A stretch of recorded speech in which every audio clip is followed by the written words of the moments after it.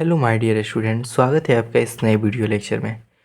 तो हम लोग इंग्लिश ग्रामर के अंतर्गत वॉइस को बारे में पढ़ रहे थे और वॉइस का हमने पहला वीडियो पढ़ा है। उसमें कुछ रूल्स, कुछ नियम के बारे में हमने जाना है और अब इस वीडियो में हम जानेंगे स्पेशल केस के बारे में। जहाँ पर हमने वीडियो को छोड़ा था उसी जगह से इस वीडियो को शुरू कर रहे हैं। अगर आपने पहला वीडियो नहीं देखा है तो आप जाकर प्लेलिस्ट, इंग्लिश ग्रामर के प्लेलिस्ट पे हमारे चैनल पे देख सकते हैं। वहाँ पे आपको इसका पहला वीडियो मिल जाएगा। तो आइए वीडियो को शुरू करते हैं। देखिए, स्पेशल केस जो होता है वो बहुत ही इंपॉर्टेंट होता है। कैसे होता है तो देखिए, इसमें हम लोग पढ़ना होता है हु, होम, विच, वाट, इन सभी चीज़ों के बारे में पढ़ना होता है। जैसे देखिए, एक्टिव वॉइस में अगर हु से आपका सेंटेंस पूछते हैं तो उसको पैसिव वॉइस में हम कैसे चेंज करते हैं। आपके एक्टिव वॉइस में प्रश्न कैसे पूछेगा तो रहेगा, सबसे पहले हु रहेगा, उसके बाद V1 या V5 रहेगा। अभी तो मैं प्रेजेंट का बता रहा हूँ, यहाँ पे आपको प्रेजेंट टेंस का बता रहा हूँ। V1 V5 रहता है तो present tense, present indefinite tense कराता है। लेकिन आपको हु देगा और कोई भी टेंस में से आपको रूल उसका दे सकता है। तो हु तो चेंज होगा सेम, लेकिन रूल अलग हो जाएगा तो अलग नियम से आपको बनाना पड़ेगा। ठीक है, तो मैं आपको एक एग्जांपल के तौर पे यहाँ पर बताता हूँ प्रेजेंट इंडेफिनिट का। तो हु V1 है, V5 रहेगा verb plus object plus interrogative का साइन रहेगा। तो इतना आपको क्या करेगा, एक्टिव वॉइस में पूछेगा। तो आपको पैसिव में इसको कैसे चेंज करना है, देखिए।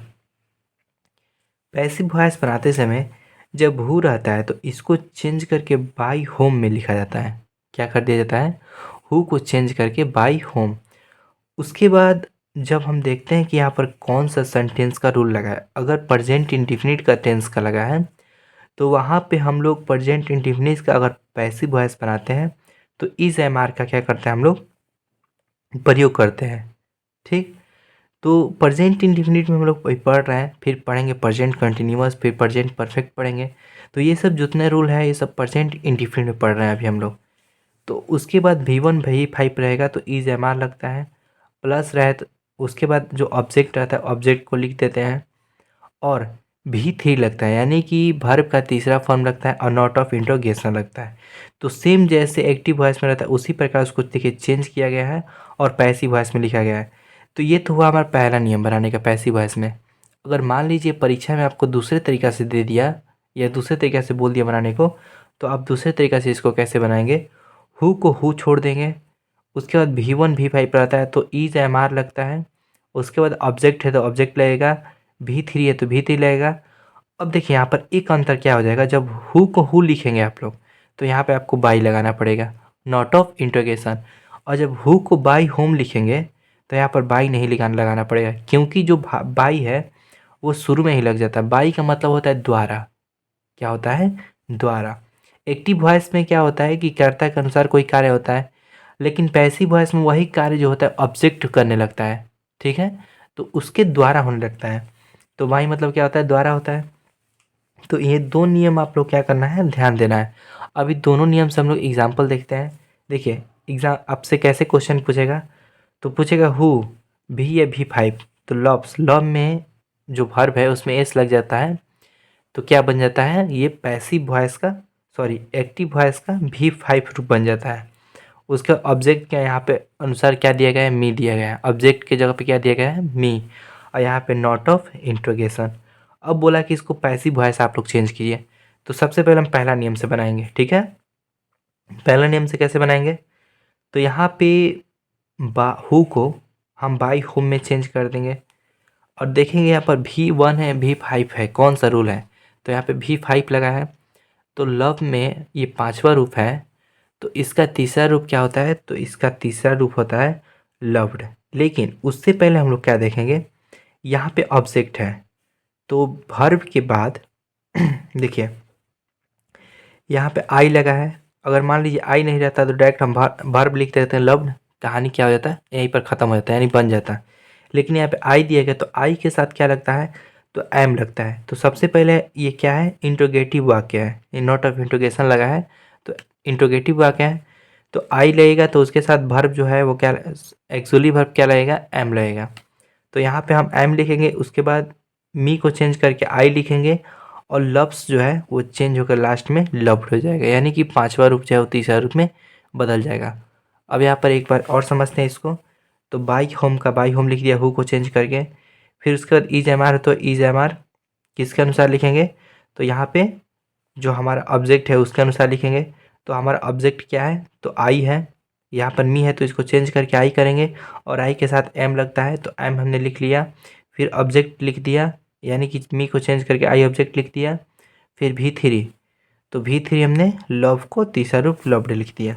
अब देखिए ये तो पहला नियम है। अब दूसरा नियम देखते हैं हम लोग। दूसरे नियम में हु को हम लोग हु छोड़ देंगे। उसके बाद मी जो ऑब्जेक्ट है यहाँ पर देखिए इज एम आर पर लगाना है, और उसके बाद ऑब्जेक्ट। तो ऑब्जेक्ट यहाँ पर मी है एक्टिव वॉइस में, तो इसको चेंज करेंगे तो क्या हो जाएगा, आई हो जाएगा, आई हो जाएगा। ठीक है। और आई के साथ हमारा क्या लगता है, एम। तो सबसे पहले हम लोग वर्ब लिखेंगे एक्चुअली वर्ब, तो एम हो गया। ठीक है। उसके बाद ऑब्जेक्ट आई हो गया। V3 यानी कि जो वर्ब हमारा लव्स है V5 है उसको V3 में चेंज कर देंगे, और लास्ट में हम लोग रूल के अनुसार बाई लिख देंगे। तो इस प्रकार से हु का क्या बनता है, सेंटेंस बनता है। अब हम लोग बढ़ेंगे दूसरे टाइप की तरफ। दूसरा हमारा टाइप कौन सा है, देखिए होम। ठीक है।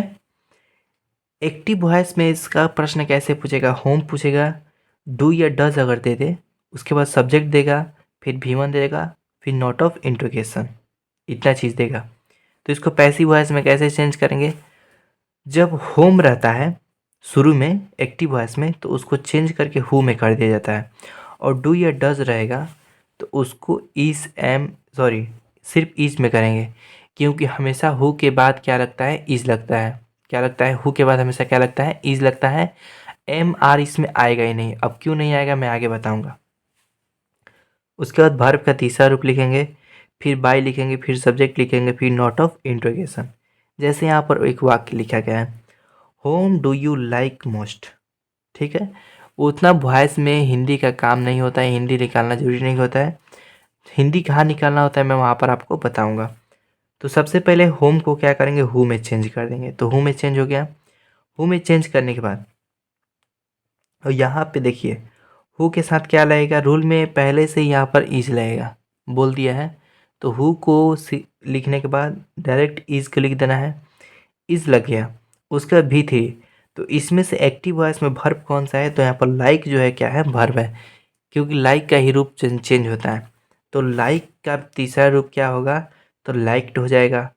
उसके बाद बाई, बाई, लेकिन यहाँ पर मोस्ट जो दिया है वर्ड, जो मोस्ट होता है वो बाई के पहले लग जाता है, ये नियम है। तो मोस्ट पहले लग जाएगा, और उसके बाद हम क्या लिख देंगे, बाई लिख देंगे। ठीक है। और उसके बाद जो सब्जेक्ट हमारे यू है, क्योंकि इसका काम ख़त्म कर हो गया, इसका भी काम ख़त्म हो गया, इसका भी काम ख़त्म, इसका भी काम ख़त्म, तो लास्ट में क्या बचा, यू बचा। तो यू जो बचता है सब्जेक्ट, यहाँ पे सब्जेक्ट, तो लास्ट में क्या हो जाएगा, हमारा सब्जेक्ट हो जाएगा। तो यहाँ पर सब्जेक्ट लिख देंगे नॉट ऑफ इंट्रोगेशन। तो इसका वाक्य इस प्रकार से बनेगा। अब मान लीजिए यहाँ पर मोस्ट नहीं रहता तो डायरेक्ट हम लाइक्ड लिख दें और बाई यू लिख देते। तो इस प्रकार से इसका सेंटेंस क्या होता है, बनता है। अब बढ़ते हैं अगला। अगला हमारा है वाट। अगर वाट से आपको कोई सेंटेंस देते तो उसको कैसे बनाएंगे, देखिए एक्टिव वॉइस में हमारा प्रश्न पूछता है वाट प्लस डू या डज सब plus subject plus V1 plus not of interrogation, यानी कि पहले वाट रहेगा, उसके बाद एक्सुअली वर्ब रहेगा, उसके बाद सब्जेक्ट रहेगा, उसके बाद वर्ब रहेगा, और उसके बाद नॉट ऑफ इंट्रोगेशन रहेगा। तो इतना देने के बाद आप इसको पैसिव वॉइस में कैसे चेंज करेंगे, तो सबसे पहले वाट का वाट लिखेंगे। ठीक है। डू या डज रहता है तो इसके साथ वाट के साथ हमेशा क्या लगता है, इज लगता है। जैसे हु के साथ इज लगता है उसी प्रकार वाट के साथ भी क्या लगता है, इज लगता है।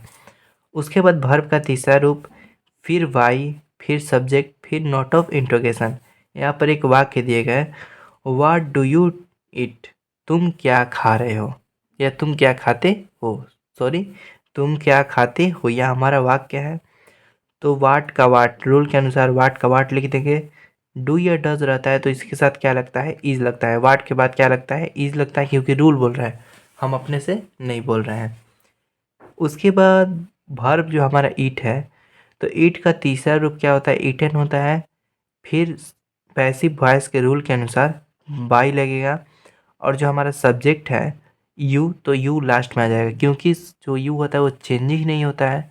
तो यू को उठाएंगे और लास्ट में क्या कर देंगे, इसको सेट कर देंगे।